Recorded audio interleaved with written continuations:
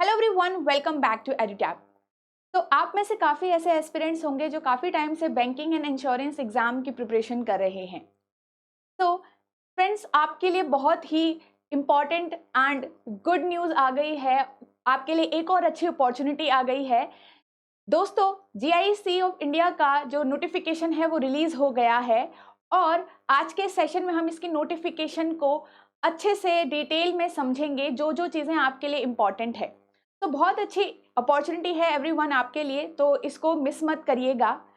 तो इसकी full form हम सबसे पहले जान लेते हैं, general insurance corporation of India. ठीक है, इसमें आपके अभी टोटल 110 ऑफिसर स्केल मतलब असिस्टेंट मैनेजर की आपकी रिक्रूटमेंट आई है। तो पूरे टोटल जो वैकेंसीज हैं आपकी 110 वैकेंसी है, मतलब 110 वैकेंसीज आ रखी हैं आपकी। ठीक है, और यहाँ पे अगर हम बात करें कुछ इंपॉर्टेंट डेट्स की, तो इंपॉर्टेंट डेट्स जैसा आप देख सकते हो, आपका जो रजिस्ट्रेशन है वो आज 4 दिसंबर से स्टार्ट हो चुका है और इसकी जो लास्ट डेट है, लास्ट डेट आपकी 19 दिसंबर तक है। ठीक है, तो आप अपने जो फॉर्म्स हैं 4 दिसंबर से फिल करना स्टार्ट कर सकते हैं। 19 दिसंबर इसका लास्ट डेट होगा। ठीक है, पेमेंट और फीस जो है, इसमें आपकी जो फीस है, इसमें सबसे अच्छी बात है कि जो काफ़ी एससी स्टूडेंट्स और एसटी एस्पिरेंट्स हैं और फीमेल कैंडिडेट्स हैं, उनकी जो फीस है वो ज़ीरो है, मतलब आप लोगों को फीस एक्सेप्ट की गई है यहाँ पे। ठीक है, और यहाँ पे आपका जो टेंटेटिव डेट है एग्जामिनेशन का, वो आपका 5 जनवरी को है। ठीक है, वो आपका 5 जनवरी का, बट ये अभी टेंटेटिव है, ये अभी फिक्स नहीं हो रखा है।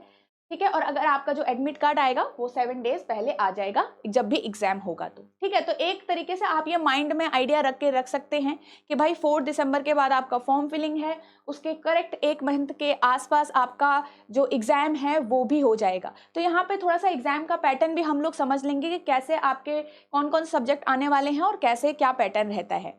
ठीक है, यहाँ पे आपकी जो एज एलिजिबिलिटी होगी वो आपका 21 ईयर से 30 ईयर्स तक का होगा, और अगर आप ग्रेजुएट या पोस्ट ग्रेजुएट है तो आप इस फॉर्म को फिल कर सकते हो। ठीक है, तो याद रखिएगा 21 to 30 आपकी एज लिमिट है। यहाँ पे आपका जो एग्जाम पैटर्न है वो एक तरीके से ये है कि आपका एक ऑनलाइन टेस्ट होगा। ठीक है, उसमें आपके पास डिफरेंट सब्जेक्ट होंगे, वो हम डिस्कस करेंगे। आपके एक मतलब फेज 1 के बाद आपका जीडी और इंटरव्यू होगा, मेडिकल टेस्ट होगा, बस यही है। इसमें आपका सिर्फ एक ही फेज है, मतलब इंटरव्यू से पहले सिर्फ आपको एक ही टेस्ट देना है। ठीक है, सो अच्छी अपॉर्चुनिटी है आपके लिए। इसके बाद हम कुछ और चीज़ इसमें डिस्कस करें तो आपके पास यहाँ पे नंबर ऑफ वैकेंसी अगर हम देखें तो जो डिफरेंट नंबर ऑफ वैकेंसीज है स्ट्रीम में, तो जनरल के लिए आपका इसमें 18 वैकेंसी आई हुई है, लीगल 9, एचआर के लिए 6। तो ये डिफरेंट पोस्ट के लिए आपके वैकेंसीज हैं।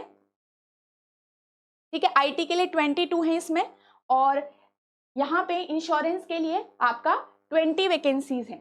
ठीक है, इसमें मेडिकल के लिए आपका 2 वैकेंसी है और फाइनेंस के लिए 18 वैकेंसी है। तो आपका ये पूरा टोटल 110 वैकेंसीज का ये आपका पूरा ऐसे है। ठीक है, आपको जो भी स्ट्रीम आप जिसके लिए भी एलिजिबल हैं आप इसको फिल कर सकते हैं। ठीक है, और आप इसकी एलिजिबिलिटी देख सकते हैं, यहाँ पे आपको साइड में नोटिफिकेशन में सारी चीजें दिख रही है। ओके, अब यहाँ पे एक चीज है कि आप जो फॉर्म है वो सिर्फ एक ही उससे भर सकते हैं।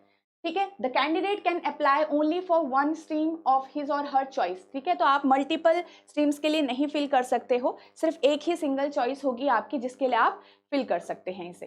ठीक है, अब थोड़ा सा हम यहाँ पे अगर थोड़ा इसका एग्जाम पैटर्न देखें वो एक बार समझ लेते हैं।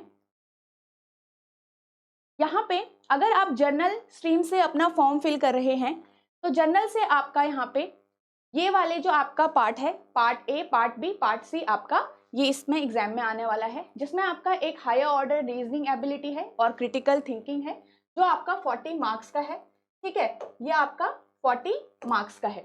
ओके, और नंबर ऑफ क्वेश्चन 40 है इसके अंदर। फिर आपका पार्ट बी आएगा जिसमें आपका टेस्ट ऑफ रीजनिंग है, 20 क्वेश्चन होंगे 20 मार्क्स के। इंग्लिश लैंग्वेज है, 25 क्वेश्चन हैं 25 मार्क्स के।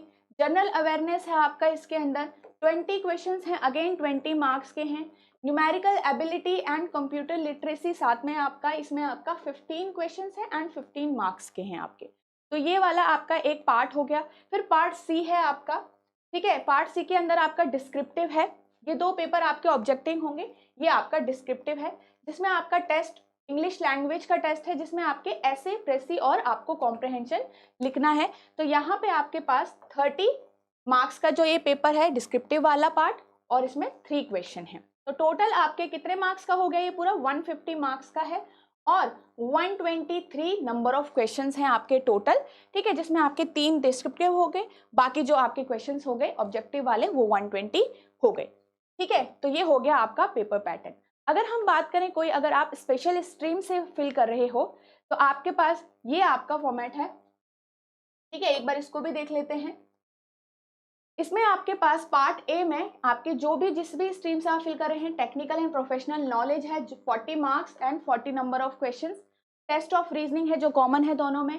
इंग्लिश लैंग्वेज अगेन कॉमन है दोनों में, part B. General awareness and numerical ability, computer literacy. तो ये आपका पार्ट बी वाला सेक्शन क्या है? कॉमन है दोनों में, ठीक है। तो आपका यहाँ पे पार्ट सी है टेस्ट लैंग्वेज, ऐसे, प्रेसी और आपका ये कॉम्प्रहेंशन हो गया डिस्क्रिप्टिव वाला। तो ये वाला पार्ट आपका सेम है, चेंज आपका यहाँ पे आ रखा है, ठीक है। अगेन 150 मार्क्स का पेपर है आपका और 123 क्वेश्चंस हैं। इसमें आप देख सकते हो आपके सामने यहाँ पे बहुत इंपॉर्टेंट चीज कही गई है कि हमारे पास जो स्टूडेंट्स हैं मिनिमम मार्क्स आपको यहाँ पे बता दिया गया है, ठीक है।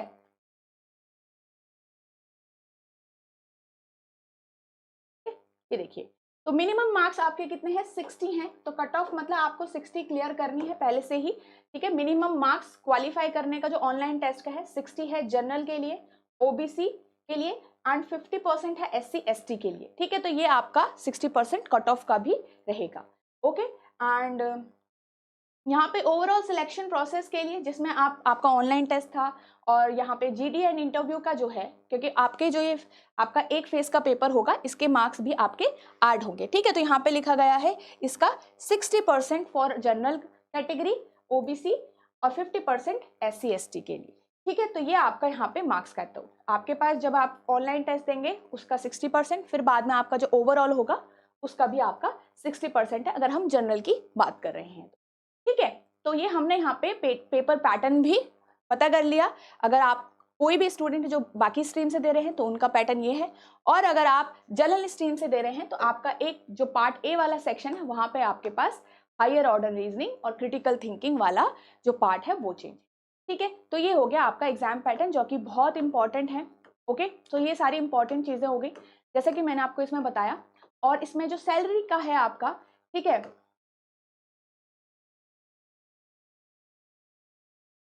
ठीक है। तो जो आपका सैलरी वाला पार्ट है वो 85,000 अराउंड आपका सैलरी का है।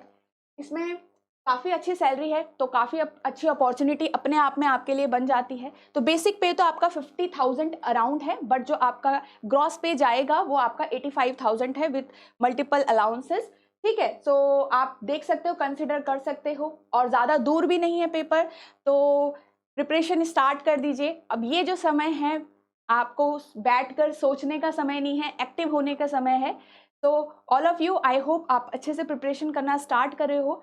आप कोई भी एस्पिरेंट जो काफ़ी टाइम से एक अच्छी अपॉर्चुनिटी और एक अच्छी ऑर्गेनाइजेशन का वेट कर रहे हो, ठीक है, और एक अच्छी सैलरी का वेट कर रहे हो, आपके लिए अच्छी अपॉर्चुनिटी है, तो इसको आप एक बार कंसीडर ज़रूर करिए, ठीक है। और तो अब बिल्कुल स्ट्रेटजी बना लीजिए और एक्टिव हो जाइए, प्रैक्टिस करिए, and best of luck everyone for this exam.